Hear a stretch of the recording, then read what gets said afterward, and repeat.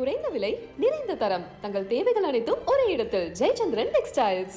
ஜம்மு காஷ்மீர் மாநிலத்திற்கு அளிக்கப்பட்ட சிறப்பு அந்தஸ்து 370 ரத்து செஞ்சதுல சட்ட சிக்கல் இருக்கு அப்படின்னு சொல்றீங்க. இதை ரத்து செய்யணும்னு சொல்லி வலியுறுத்தி பேசிட்டு வந்தது நீங்க தான். ரத்து செஞ்சதுக்கு அப்புறமும் சரிதான் சொல்லிட்டு வந்தீங்க. இப்ப சட்ட சிக்கல் இருக்குங்கிறீங்க. நீங்க சட்டம் பயின்றவர், உங்களுக்கு சட்டம் தெரியும். என்ன சிக்கல் இதுல இருக்கு? உங்க கேள்விக்கு பதில் சொல்றதுக்கு முன்னாடி நீங்க சட்டம் அப்படின்னு சொன்னோன்னே எனக்கு நான் சட்டம் படித்து கொண்டிருக்கும் பொழுது என்னுடைய பேராசிரியர் ஒருத்தர் அவர் வேடிக்கையா சொன்னார். இது நான் வேடிக்கையாக தான் சொன்ன விஷயத்த நான் உங்கள்கிட்ட அதை வேடிக்கையாக சொல்லுகின்றேன். அதாவது ignorance of law is no excuse அப்படின்னு பாடம் நடத்துவார் அவர். அப்படின்னா அது என்ன, சட்டம் தெரியாது அப்படின்னு சொல்லிட்டு நீங்க தப்பிச்சுக்க முடியாது, அது ஒரு காரணம் கிடையாது அப்படின்னு சொல்றாரு. Ignorance of law is no excuse, அது ஒரு எக்ஸ்கியூஸை வச்சு நீங்க எனக்கு தெரியல, இந்த சட்டம் தெரியாது அப்படின்னு சொல்ல முடியாது அப்படின்னு சொல்லிட்டு அவர் ஒரு அடிஷனலா ஒன்று சொல்றார். Students, ignorance of law is no excuse except for 2 people. ஆனா 2 பேர் இதுல இருந்து விதிவிலக்காக சொல்லலாம். ஒண்ணு யாருன்னா, one is a lawyer, other one is judge அப்படிம்பார். அதாவது இக்னரன்ஸ் சட்டம் தெரியல அப்படிங்கிறது எல்லாரும் சாதாரண சாமானிய மக்கள்லாம் சொல்ல முடியாது. ஆனா ஒரு லாயர் ஒரு எக்ஸப்ஷனா அவரை சொல்லலாம், அதே மாதிரி ஜட்ஜிங் சொல்லலாம் அப்படின்னு சொல்லுவார். இது ஒரு வேடிக்கையா தான் நான் சொல்றேன் சார், நீங்க ஒன்றும் சீரியஸா எடுத்துக்காதீங்க. நீங்க எனக்கு சட்டம் படித்தவர் என்ற முறையில் நீங்க கேட்டதுனால எனக்கு அந்த பழைய கதை ஞாபகம், கிளாஸ் அவர் எடுத்த போது ஞாபகம் வந்தது. சரி, லீவ் தட் அசைட். என்னை பொறுத்த வரைக்கும் நான் எப்பவுமே ஒரு கன்சிஸ்டன்டான ஒரு ஒப்பீனியன் கொண்டவன். அதாவது இந்த JNK, அதாவது ஜம்மு அண்ட் காஷ்மீர் இந்தியாவினுடைய ஒரு பகுதி தான். அதுக்கு சிறப்பு அந்தஸ்து என்பது கிடையாது, கொடுக்கக்கூடாது. ஆர்டிகிள் 370 என்பது தற்காலிகமானது. அதை எவ்வளவு சீக்கிரமா ரிமூவ் பண்றாங்களோ அவ்வளவுக்கு அவ்வளவு நல்லது. அதை இந்தியாவினுடைய எல்லா சட்டங்களும், இந்தியாவில் இருக்கக்கூடிய சட்டங்கள் அதெல்லாம் பொருந்துற மாதிரி இருக்கணும். இதுதான் என்னுடைய கன்சிஸ்டன்ட் பாலிசி சார். அதுல நான் ஒன்றும் மாத்தியே பேச மாட்டேன். நான் அன்னைக்கு அதான் சொன்னேன். அதாவது இந்த ஆர்டிகிள் 370 அப்ரகேஷன் வந்த போது அப்பொழுதும் அதை தான் சொன்னேன், இப்பொழுதும் அதான் நான் சொல்றேன். இப்ப சமீபத்துல அது அப்ரகேஷன் ஆன பிறகு அதை பத்தி ஜட்ஜ்மெண்ட் வந்தது, அப்பவும் நான் அதை வரவேற்று பேசினேன். ஆனால் சில சட்ட ரீதியான குறைபாடுகள் இருக்கின்றன அப்படிங்கிற மாதிரி சொன்னேன். அது நான் உறுதியாக இருக்கேன் சார். இதுல முக்கியமான விஷயம் என்னன்னா, இங்க நீங்க ரொம்ப நாள் கழிச்சு கேட்குறீங்க. இப்ப இந்த ஆர்டிகல் 370 அதெல்லாம் முடிஞ்சு போனா இப்ப பல பேருக்கு என்ன நினைப்பாங்கன்னா, என்ன அதுதான் முடிஞ்சு போச்சு, இப்ப என்ன அந்த சப்ஜெக்ட் என்னத்துக்கு இவர் எடுக்கிறாரு, நக்கீரன் ஏன் இப்ப எடுக்கிறது அப்படின்னு நீங்க உங்களை பத்தி ஒரு கேள்வி எழுதலாம். அதே மாதிரி ராமசுப்ரமணியனுக்கு என்னதுக்கு இதை பத்தி பேசணும், அவர் தான் சொல்லிட்டாரு ஆர்டிகல் 370 எடுத்து ரைட்டு தான்னு. பட் சட்ட ரீதியாக நிறைய பிரச்சனைகள் இருக்கின்றது என்பது உண்மை. தமிழ்நாட்டுல அதை முடிச்சுட்டாங்க. நம்ம ஊடகங்கள்லாம் அன்னைக்கு ஒரே ஒரு நிறைய அதோட சரியான அதை பத்தி அப்படியே முடிச்சு விட்டாங்க. வடநாட்டிலையும் அதை கொண்டாடி குதூகலித்து அதோட முடிச்சுட்டாங்க வடநாட்டு ஊடகங்கள்லாம். ஆனால் ஒரு சில ரொம்ப சீனியர் அட்வொகேட்ஸ், அவங்கெல்லாம் சுப்ரீம் கோர்ட் அட்வொகேட்ஸ், அவங்கெல்லாம் ரொம்ப பிரசித்தி பெற்றவர்கள், அவர்கள்லாம் இதை பத்தி பெரிய அளவிற்கு கவலை தெரிவித்துக் கொண்டிருக்கின்றார்கள். அந்த நிலைமையில தான் நான் முதல் நாள என்ன இந்த ஜட்ஜ்மெண்ட் வந்ததோ அதை பத்தி நான் என்னுடைய கவலை என்னங்கிறத நான் சொல்றேன். அந்த சீனியர் ஜட்ஜஸ்லாம் என்ன எனக்கு அட்வொகேட்ஸ்லாம் பேசுறது பெரிய பெரிய கான்ஸ்டிடியூஷனல் எக்ஸ்பர்ட்ஸ், அவங்களாம அதை பத்தி தான் சொல்லிட்டு இருக்காங்க. இப்ப ஃபர்ஸ்ட் பாயிண்ட் சார், இந்த கவர்னர் ஆட்சி அங்க கொண்டு வராங்க. எப்ப கொண்டு வராங்க? அதாவது மெஹபூபா அம்மையார் அவங்க சீஃப் மினிஸ்டராக இருக்கின்றார்கள். அவங்களுக்கு பிஜேபி கொடுத்த ஆதரவை விலக்கிக் கொள்கிறது. அது என்னைக்குன்னு பாத்தீங்கன்னா 19ஆம் தேதி அது விலக்கப்படுகின்றது. ரைட், 19ஆம் தேதி விலக்கப்பட்ட உடனே அந்த அம்மா ரிசைன் பண்ணிடுறாங்க. ரிசைன் பண்ணின உடனே அவங்களும் சரி, அப்புறம் நேஷனல் கான்ஃபரன்ஸ் அந்த கட்சியும் சரி, காங்கிரஸும் சரி, இவங்கெல்லாம் உடனே கவர்னருக்கு ஒரு செய்தியை சொல்லுகின்றார்கள். அபிஷியலா ஃபேக்ஸையும் கொடுக்கின்றார்கள். என்னன்னா, நாங்களெல்லாம் இணைந்து ஒரு ஆல்டர்னேட்டிவ் கவர்மெண்ட்டை கொண்டு வருகின்றோம், அதற்கு எங்களுக்கு உரிமை கொடுக்கவும் அதற்கு வாய்ப்பை அளிக்கவும் அப்படிங்கிற மாதிரி ஒரு கேட்குறாங்க. இது 19ஆம் தேதி நடக்கின்றது. 20ஆம் தேதி கவர்னர் ஆட்சி கொண்டு வந்துடுறாங்க. இது எப்படி சார் நியாயமானது? அடிப்படையாக இந்த கொஸ்டினை கேள்வி கேட்டிருக்கின்றார்கள். அதாவது இந்த ஆர்டிகல் 370 அப்ளிகேஷன்ல இப்ப உதாரணமாக ஒரு கட்சி you take the case of மகாராஷ்டிரால முன்னாடி இருந்தவருடைய ஆட்சி போறதுன்னு சொன்னா, ஏன்னா அவர் வித்ட்ரா பண்றாங்க சில பேர் அப்படின்னு சொல்லும் பொழுது அவர் ரிசைன் பண்றாருன்னா உடனே அவங்க என்ன ஆல்டர்னேட்டிவா பிஜேபி மற்ற சில கட்சிகள் ஸ்பிளிண்டர் குரூப் எல்லாம் வச்சுட்டு இப்ப ஆட்சி நடந்து கொண்டிருக்கின்றதா இல்லையா? அதே மாதிரி மற்ற இடங்கள்லயும் இப்ப மத்திய பிரதேசம் இன்னைக்கு முழுமையாக பிஜேபி ஜெயிச்சுடுது. ஆனா போன தடவை என்னாச்சு, காங்கிரஸ் தான் ஜெயிச்சது. ஆனா அதுல இருக்கக்கூடிய எம்எல்ஏ சில பேர் ரிசைன் பண்ண வச்சு அவங்க பிஜேபி ஆட்சி கோரி அதை ஒத்துண்டாரா இல்லையா கவர்னர்? இதுதானே நடைமுறையில இருக்கக்கூடிய விஷயம். அதாவது கவர்னருடைய டியூட்டி என்பது இன்னொரு அரசாங்கம் நடப்பதற்கு வாய்ப்பு இருக்கின்றதா அப்படிங்கிறத எக்ஸ்ப்ளோர் பண்ண வேண்டிய இதுங்கிறது அடிப்படையான கடமை இருக்கு. ஆனால் 19ஆம் தேதி அந்த அதாவது 19 ஜூன் 2018 அன்னைக்கு திருமதி மெஹபூபாக்கு அந்த கொடுத்த சப்போர்ட்டை நாங்கள் வித்ட்ரா பண்றோம் அப்படின்னு, ஆதரவை வித்ட்ரா பண்றோம் அப்படின்னு சொன்ன உடனே 20ஆம் தேதி இவர் திடீர்னு கலைக்கிறதுங்கிறது அடிப்படையாக கான்ஸ்டிடியூஷனுக்கு எதிரானது அப்படிங்கிறது என்னுடைய ஃபர்ஸ்ட் பாயிண்ட். இதை அப்பீல்லையும் அந்த இந்த கேஸை கொண்டு வரும்பொழுது அந்த பாயிண்டே போட்டிருக்காங்க. இந்த ஆப்பர்ச்சுனிட்டியை கொடுக்காத கவர்னருடைய அது செயல்பாடு என்பது கான்ஸ்டிடியூஷனலி இன்வேலிட் அப்படிங்கிறத இப்படி கருத்து. First point, no opportunity was offered to the other parties like இந்த மெஹபூபா, என்சி, நேஷனல் கான்ஃபரன்ஸ், காங்கிரஸ், இவங்களுக்கெல்லாம் ஆப்பர்ச்சுனிட்டி கொடுக்கணுமா வேண்டாமா, கொடுக்காம பண்ணினாங்கன்னா அது ரொம்ப ரொம்ப ரொம்ப சட்ட ரீதியாக தவறானது. ஆகவே இது முதல் இது எஸ், இதை ஒத்துட்டாங்கன்னா மற்ற எல்லா பாயிண்ட்டும் போல உந்துடுறது. You understand? அதாவது நீங்க மற்றவங்களை கொண்டு வரணும் அப்படின்னு சொன்னால் அதுக்கு ஆப்பர்ச்சுனிட்டியை கொடுக்காம விட்டதுனால திடீர்னு கவர்னருடைய ஆட்சி அங்க வருகின்றது. அடுத்து நீங்க பாத்தீங்கன்னா இது எப்படின்னா, இந்த governor proclamation article under section 92 of the constitution of J and K, அந்த சட்டப்படி தான் அவங்க பண்ணியிருக்காங்க. அந்த கான்ஸ்டிடியூஷன் ஆஃப் ஜேஎன்கே அதுல ஆர்டிகல் 92 படித்தான் கவர்னர் ப்ரொக்ளமேஷன் இருக்கு. அப்ப அதுவே அந்த proclamation itself is bad in law அப்படிங்கிறது தான் என்னுடைய பாயிண்ட், ஃபர்ஸ்ட் பாயிண்ட். அடுத்தது பாத்தீங்கன்னா, ஒரு அரசாங்கம் இப்படி இருக்கும் பொழுது திடீர்னு என்ன பண்றாங்கன்னா, 20ஆம் தேதி அன்னைக்கு கவர்னர் ரூல் வருகின்றது. ஆனால் அதை தாண்டி சரி இப்ப நீங்க அது ஏதோ அதுக்கு நீங்க ஒரு எலெக்ஷன் நடத்தணுமா வேண்டாமா, சரி கவர்னர் ஆட்சி கொண்டு வந்தாங்க. அப்புறம் இப்ப நான் நடைமுறையில இருக்கிறது என்ன சார், 6 மாசத்துக்குள்ள எலெக்ஷன் வைப்பாங்க, அப்படிதான ப்ரொசீஜர். ஆனால் பிரசிடென்ட் ஆஃப் இந்தியா அவர் என்ன பண்றாருன்னா, பிரசிடென்ட் ஆஃப் இந்தியா ஒரு ப்ரொக்ளமேஷன் ஆர்டிகல் 356, அது ரொம்ப டேஞ்சரஸான ஒரு ப்ரொவிஷன். அது ஆர்டிகல் 356 அது என்னைக்குன்னா, இது நடக்கிறது 20th ஜூன். அதற்குள்ள நீங்க எலெக்ஷன் நடத்திக்கலாம் இல்லையா? அப்ப 19th டிசம்பர் 2018 என்ன பண்றாங்க, பிரசிடென்ட் ரூலை கொண்டு வந்ததை உறுதிப்படுத்திட்டு ஆர்டிகல் 356 வச்சு அந்த ஆட்சியை கலைக்கின்றார்கள். இது என்ன சார் அது? அப்ப எதை வச்சுன்னு ஆட்சியை கலைக்கிறாங்க? அப்ப எல்லாத்தையும் அவங்களே பிரசிடென்ட் ரூலை கொண்டு வந்துட்டாங்க. அப்ப அதுவும் மிகப்பெரிய தவறானது. ஆர்டிகல் 356 யூஸ் பண்ணதுங்கிறது தவறானது. சரி, இப்ப எப்படி சொல்றாங்க அப்படின்னா, அடுத்ததாக நீங்க இந்த ஆர்டிகல் 356 யூஸ் பண்ணி அந்த ஆட்சியை பிரசிடென்ட் ரூல், ஜனாதிபதி ஆட்சியை கொண்டு வந்து தப்பு. அப்புறம் அடுத்ததாக நீங்க பாத்தீங்கன்னா JNK that is only temporary அப்படின்னு கான்ஸ்டிடியூஷன் 370 சொல்லப்பட்டிருக்கின்றது. சரி, ரைட், ஒத்துக்கிறேன் 370. அது எப்படி நீங்க சரி பண்ணணும் அப்படின்னா, கான்ஸ்டிடியூண்ட் இது நான் உங்களுக்கு படிச்சு காமிக்கிறேன். அதாவது ஆர்டிகல் 3 இந்த ஆர்டிகல் 370 அவங்க என்ன பண்றாங்க, இதை கொண்டு வரதுக்கு 368 அப்படிங்கறத அமெண்ட்மெண்ட் பண்றாங்க. ஆர்டிகல் 368 அமெண்ட்மெண்ட் பண்றதுன்னா, கான்ஸ்டிடியூண்ட் அசம்பிளி அப்படின்னு இருக்கிற இடத்த ஸ்டேட் அசம்பிளி அப்படின்னு கொண்டு வராங்க. இப்ப கான்ஸ்டிடியூண்ட் அசம்பிளி அப்படிங்கிறது ஜம்மு அண்ட் காஷ்மீரை பொறுத்த வரைக்கும் 1957 போயிடுது. புரியுறதா உங்களுக்கு? கான்ஸ்டிடியூண்ட் அசம்பிளிங்கிறது 1957 போயிடுது. ஆகவே அந்த கான்ஸ்டிடியூண்ட் அசம்பிளி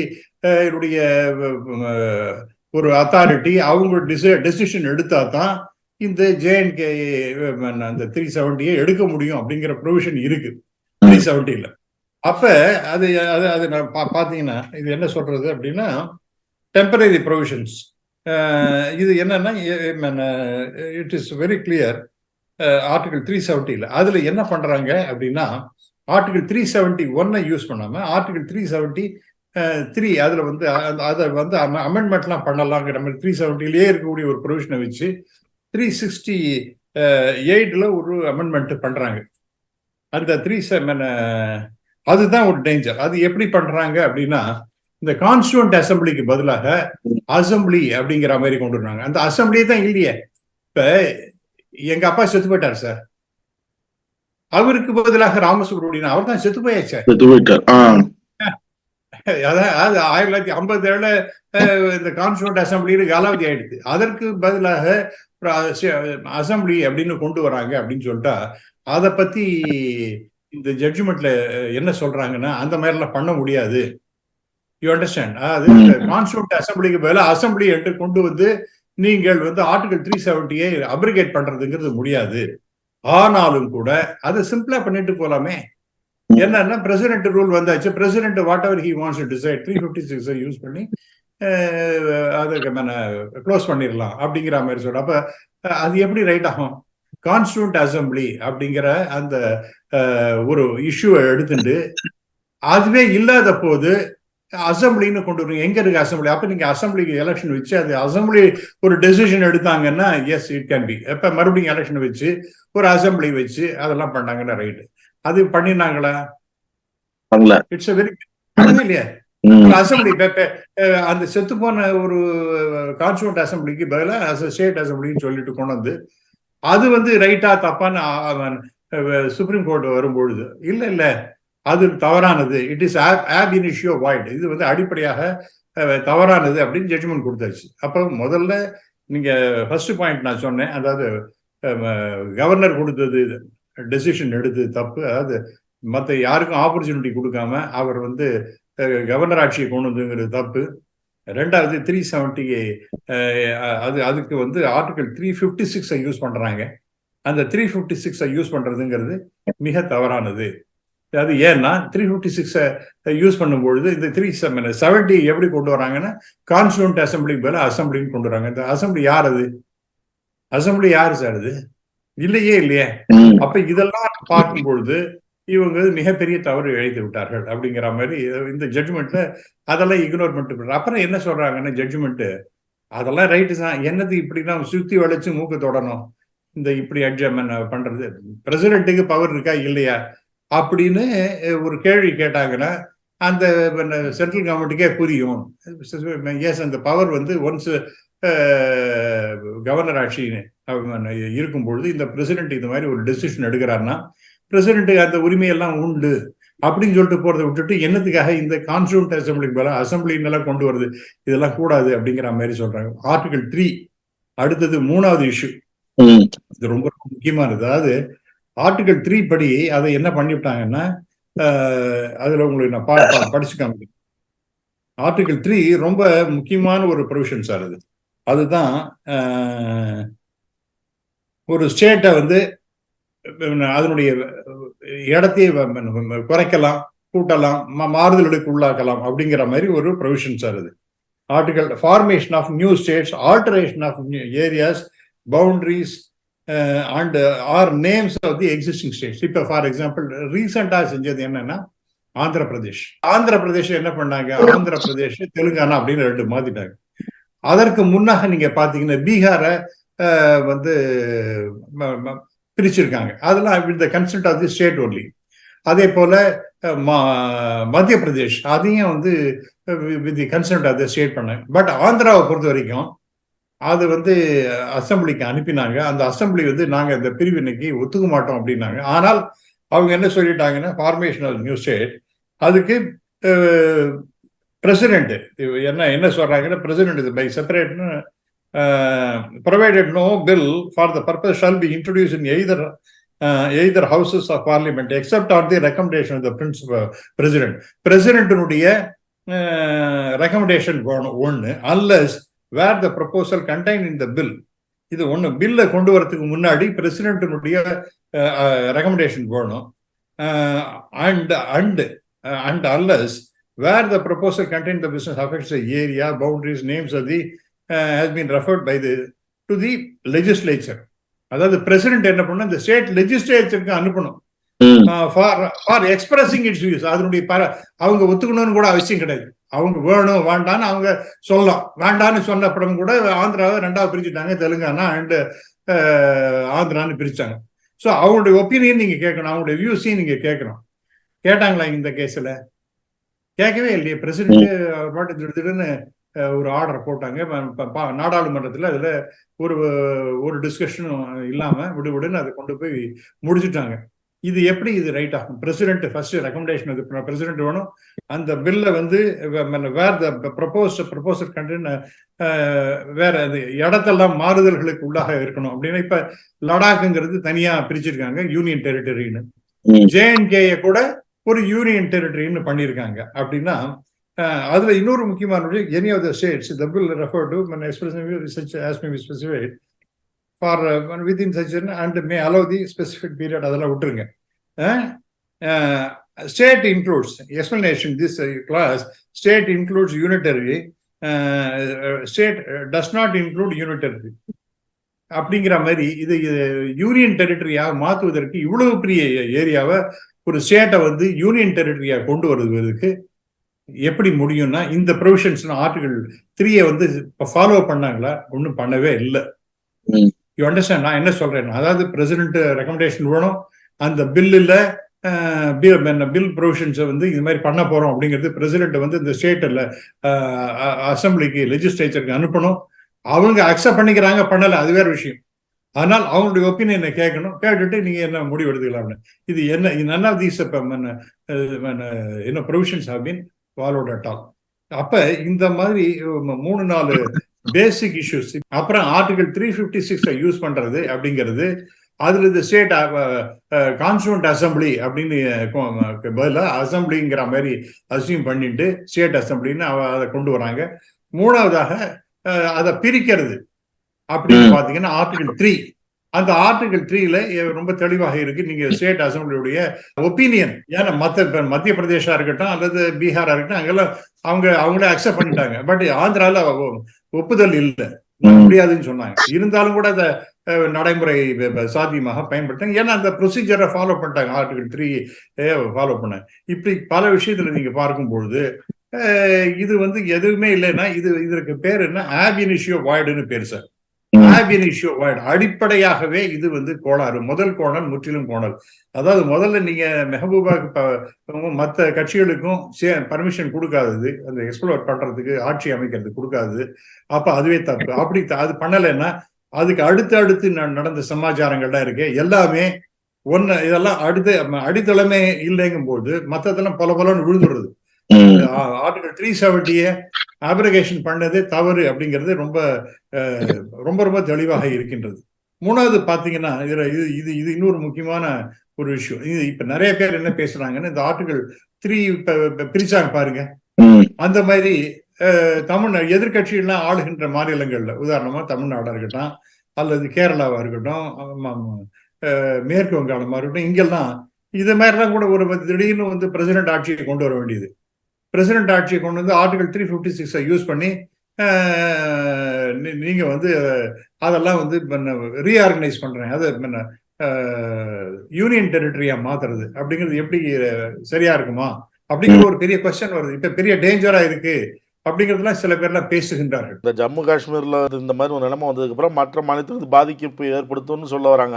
எஸ், எக்ஸாக்ட்லி. அதனால ரொம்ப பயப்படுறாங்க. என்னன்னா இதை ஒரு திடீர்னு ஏதோ ஒரு ஃபிலிம்சி கிரவுண்ட்ஸ் பிரசிடென்ட் ரோல கொண்டு வராங்க. பிரசிடென்ட் ரோல் கொண்டு வந்த பிறகு ஆர்டிகல் 356 இது கவர்னர் ஆட்சி கொண்டு வந்து பிரசிடென்ட் ரூலை கொண்டு வந்து ஆர்டிகல் 356 யூஸ் பண்ணி டக்குன்னு அந்த ஸ்டேட்டை வந்து 1, 2, 3 இப்ப தமிழ்நாட்டையும் நிறைய பேர் பேசின கொங்கு நாடு அப்படின்னு பேசுறாங்க, மத்திய தமிழ்நாடுன்னு ஒண்ணு பேசுறாங்க, வட தமிழ்நாடுன்னு பேசுறாங்க. சில குரல்கள்லாம் வந்து சென்னையே ஒரு தனி யூனியன் டெரிட்டரியாக மாற்றணும் அப்படின்னு பேசுறாங்க. இப்படி எல்லாம் இதற்கெல்லாம் வழிவகை செய்துடுவோம்னு ஒரு அச்சம் இருக்குத்தானே செய்யுது. அப்ப அந்த ஃபெடரல் இது வந்து it is a federal structure, அதாவது எல்லா ஸ்டேட் யூனியன் ஆஃப் ஸ்டேட்ஸ் தானே இது. இந்தியா என்பது யூனியன் ஆஃப் ஸ்டேட்ஸ் தானே சார். அப்ப இந்த ஃபெடரல் ஸ்ட்ரக்சருக்கே ஒரு பெரிய அச்சம் ஏற்படுத்துகின்ற வகையிலே இந்த ஜட்ஜ்மெண்ட் வந்திருக்கு அப்படின்னு சொல்லப்படுகின்றது. அதுதானே சார் உண்மை. அப்ப இன்னொன்னு முக்கியமான விஷயம் சுப்ரீம் கோர்ட் சமீபத்தில் சொல்லித்து. அது என்ன சொல்றதுன்னா, தி ஃபெடரலிசம், அதாவது union of central government, state government இவைகளாம் இணைந்த இந்த இந்தியாங்கிறது பல ஸ்டேட்டை உள்ளடக்கியது தானே. அப்ப அது ஃபெடரலிசம் தானே, கூட்டாட்சி தத்துவம் தானே. அந்த கூட்டாட்சி தத்துவம் என்பது federalism is a basic structure of the constitution. அடிப்படையாக அந்த பேசிக் ஸ்ட்ரக்சர் வந்து கான்ஸ்டிடியூஷனுக்கு இந்த ஃபெடரலிசம் என்பது ஒரு முக்கியமான இஷ்யூ அப்படின்னு சொல்றாங்க இந்த கேசவானந்த பாரதி கேஸ்ல. அப்ப அந்த கேசவானந்த பாரதியில இது மாதிரி சொல்லி இருக்கும் பொழுது இந்த ஃபெடரல் ஸ்ட்ரக்சருக்கே ஆட்டி வைக்கிற அந்த அடித்தளத்தையே ஆட்டி வைக்கின்ற மாதிரி இந்த ஜட்ஜ்மெண்ட் வந்திருக்கின்றது. இப்ப பிரசிடென்ட் ரூல்ல இருந்து ஸ்டேட்டை வந்து ஆர்டிகல் 3 யூஸ் பண்ணி ஏனோ தானோன்னு மடமடன்னு மாத்துறது, மாற்றி அமைப்பது, இப்படி எல்லாம் பண்றதுங்க எந்த விதத்துல கரெக்ட் அப்படின்னு கேள்வி வருது. This is a very serious issue. அப்ப இதை வந்து மறுபடியும் யோசிக்க வேண்டிய ஒரு விஷயம். அடுத்தது நம்ம இவர் என்ன சொல்றாருன்னா, இந்த ஃபெடரல் ஸ்ட்ரக்சரையே டிஸ்மேண்டில் பண்றது போல இந்த ஜட்ஜ்மெண்ட் வந்திருக்கின்றது. அப்ப இந்த federalism is a basic structure of the constitution அப்படின்னு ஒரு பக்கம் சுப்ரீம் கோர்ட் சொல்றது. ஆனா இந்த ஃபெடரலிசமே அதனுடைய அதையே டிஸ்மேண்டில் பண்றது போல, உடைச்செறிவது போல ஜட்ஜ்மெண்ட் வந்திருக்க. இதை பத்தி நாம என்ன செய்கின்றோம் அப்படிங்கிற மாதிரி கேள்வி வருது. இதெல்லாம் ரைட்டா அப்படிங்கிற மாதிரி. அப்புறம் நம்ம அவர் என்ன சொல்றாருன்னா, நோ பவர் இந்த இந்தியாவில எந்த விதமான சக்திக்கும் இனிமே ஆர்டிகல் 370 திருப்பி கொண்டு வருவதற்கு முடியவே முடியாது அப்படின்னு பேசுறார்.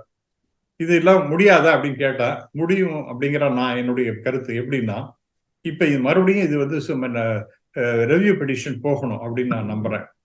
அது அப்படி போனாங்கன்னா இந்த இஷ்யூஸ் எல்லாம் மறுபடியும் எடுத்துட்டு அடிப்படை இது பெரிய பெரிய சட்ட நிபுணர்கள், ஜாம்பவான்கள், இந்த லீகல் ப்ரொஃபஷன்ல இருக்கிறவங்க ஒரு சில பேருடைய குரல்கள் இப்பதான் கேட்கறது. அதெல்லாம் இப்பதான் நாம கேட்டுன்னு உட்காந்துருக்கோம். அது வந்து ஓங்கி ஒலிக்கும் பொழுது இப்ப அப்பீலுக்கு போய் இது 5 பேர் கொண்ட ஒரு கான்ஸ்டிடியூஷன் பெஞ்ச் இது மாதிரி டெசிஷன் எடுத்திருக்கு. இது நிறைய கோளாறுகள், இந்த ஜட்ஜ்மெண்ட்டே ஆபினிஷியோ வாய்டு, அடிப்படையாக இது வந்து ரொம்ப தப்பானது. ஆகவே இது வந்து அப்பீலுக்கு போகணும். அது அப்படிங்கிறது இந்த 5 பேர் கொண்ட குழு இல்லாம 7 பேர் அல்லது 11 பேர், அந்த மாதிரி எவ்வளவு பேர் கான்ஸ்டிடியூஷன் பெஞ்சுக்கு ரெஃபர் பண்ணி மறுபடியும் இதை ரிவ்யூ பண்ணணும் அப்படின்னு ஒரு முடிவு எடுப்பாங்க நினைக்கிறேன். குறிப்பாக இந்த மெஹபூபா போன்றவர்கள், திரு கபில் சிபல் போன்றவர்கள், இவங்கெல்லாம் டெஃபினட்டா அதை பத்தி சீரியஸா யோசனை பண்ணிட்டு இருப்பாங்க நான் நம்புறேன். அப்படி பண்ணினாங்கன்னா இது வந்து இந்த judgement with due respect to the honourable supreme court, இந்த ஜட்ஜ்மெண்ட் தப்பானது, இது வந்து அடிப்படையாகவே கோளாறானது. ஆகவே அப்படி இன்னொரு முக்கியமான விஷயம் பாருங்களேன் சார், இதை யூனியன் டெரிட்டரி அப்படின்னு கொண்டு வந்தாச்சுன்னா 6 மாசத்துக்குள்ள எலெக்ஷன் நடத்தணும்னு அவசியமே கிடையாது. அதனாலதான் 2024 செப்டம்பர் சொல்றாங்களோ. ஆமா, அது என்ன, இது யார் சொன்னா? அதாவது சொலிசிட்டர் ஜெனரல் வந்து ஒரு ஸ்டேட்மெண்ட் கொடுக்குறாரு சார் இதுல சுப்ரீம் கோர்ட்ல. ஆமா, ஸ்டேட் கூட வந்துடும் அப்படின்னு நான் வந்து உறுதிமொழி அளிக்கிறேன். அவர் யார் சார் உறுதிமொழி அளிக்கிறது? சொலிசிட்டர் ஜெனரல் எப்படி அதை உறுதிமொழி, அவருடைய உறுதிமொழியை சுப்ரீம் கோர்ட் எப்படி எடுக்க முடியும்? யார் அதை உறுதிப்படுத்தணும்? பார்லிமெண்ட், சென்ட்ரல் கவர்மெண்ட், இவங்கெல்லாம் தான், குறிப்பாக பார்லிமெண்ட் தான் அதை உறுதிப்படுத்தணும். அது வந்து இப்ப சொலிசிட்டர் ஜெனரல் வந்து அந்த உறுதிமொழி சொல்றது, அது வந்து சுப்ரீம் கோர்ட் அதை வந்து சீரியஸா எடுத்துட்டு செப்டம்பருக்குள்ள எலெக்ஷன் நடத்தணும் அப்படின்னு சொல்றதுலாம் சரி கிடையாது. அடுத்ததாக யூனியன் டெரிட்டரின்னு வந்துடுதுன்னா 6 மாசத்துக்குள்ள எலெக்ஷன் நடத்தணும் அப்படிங்கிறதுலாம் கிடையாது. அப்ப இப்பவே எவ்வளவு நாளா எடுத்து நாம பேச ஆரம்பிச்சோம்? 2018 இந்த பிரச்சனை வந்தது. இப்ப 2023, 5 வருஷம் ஆகி போச்சு. ரைட்? எலெக்ஷனே இல்லை, அங்கே ஒரு ஒரு அசம்பிளியும் இல்லை, ஒண்ணும் இல்லை. கவர்மெண்ட்டுங்கிறது இப்ப கவர்னர் ஆட்சியாவே தொடர்ந்துட்டு இருக்கு. ஆகவே அதுவும் ஒரு மிகப்பெரிய, அதாவது ஜனநாயகத்துக்கு ஒரு மிகப்பெரிய ஒரு டேமேஜ் ஏற்பட்டு விட்டது அப்படின்னு தான் நானும் கருதுகிறேன். இதெல்லாம் வந்து சுப்ரீம் கோர்ட் மறுபடியும் கன்சிடர் பண்ணும், அதற்கு அப்பீல் போகணும் அப்படின்னு போய் பார்த்தாங்கன்னா டெஃபினட்டாக இந்த இந்த ஜட்ஜ்மெண்ட்டை வந்து தப்புன்னு சொல்றது வாய்ப்பு இருக்கு. அப்படி அந்த மாதிரி சொல்ற பட்சத்துல நம்முடைய மாண்புமிகு பாரத பிரதமர் சொன்னது போல இந்த no power on earth can bring back article 370 சொல்றாரு, அதெல்லாம் அடிபட்டு போயிடும் நான் நம்புறேன். இது வந்து நிறைய இந்த மாதிரி நிறைய பாயிண்ட்ஸ் எல்லாம் இருக்கு, இதெல்லாம் வச்சுட்டு டெஃபினட்டா அப்பீல் போவாங்க நான் நம்புறேன். அந்த சமயத்துல இந்த article 370 abrogation will be deemed as the judgment of article 370 will be deemed as not legally correct அப்படின்னு ஒரு வருவதற்கு வாய்ப்பு இருக்கின்றது. இந்த ப்ரொசீஜர் ஃபாலோ பண்ணது, இந்த 370 அப்ளிகேஷன் பண்ண அவ்வளவுமே ab initio void, அடிப்படையே தவறானது அப்படிங்கிற மாதிரி ஒரு ஜட்ஜ்மெண்ட் வரும் நான் நம்புறேன் சார். ஜம்மு காஷ்மீர் 370 இதில் வந்து நிறைய சட்ட சிக்கல் இருக்குது இவங்க ரத்து செஞ்சதில் அப்படின்னு சொல்லியிருக்கீங்க. அது ரிவ்யூ போகணும்னு சொல்லியிருக்கீங்க, அப்பீல் போகணும், அதில் வந்து ஒரு மாறுபட்ட தீர்ப்பு கிடைக்கும் அப்படின்னு ஒரு நம்பிக்கை இருக்குது அப்படின்னு சொல்லியிருக்கீங்க. இவங்க வந்து செப்டம்பர் 24, 2024க்குள்ளே தேர்தல் நடத்தணும்னு சொல்லியிருக்காங்க. ஆனால் இப்போ ஏற்கனவே 5 வருஷம் ஆச்சு, இனிமேல் அது நடக்குமா நடக்காதா அப்படிங்கிறதும் சந்தேகத்துக்குரியது தான் அப்படின்னு கேள்வி எழுப்பியிருக்கீங்க. பொறுத்திருந்து பார்ப்போம் என்ன நடக்குதுன்னு. கருத்துக்களை பகிர்ந்து கொண்டதற்கு நன்றி சார். நன்றி சார், தேங்க்யூ. நக்கீரன் டிவிக்கு சப்ஸ்கிரைப் செய்யுங்கள். உங்கள் ஆதரவே எங்கள் பலம். ஆசிரியர்களுக்கு நண்பனாகவும் மாணவர்களுக்கு ஆசானாகவும் திகழும் தேர்வு வழிகாட்டி. ஒவ்வொரு பாடத்திற்கும் அனுபவமிக்க ஆசிரியர்களின் துல்லியமான தெளிவான விடைகள். CNC இருக்கு, தேர்வு பயம் எதற்கு? இது தீரன் பப்ளிஷிங் ஹவுஸ் விற்பனை வெளியீடு.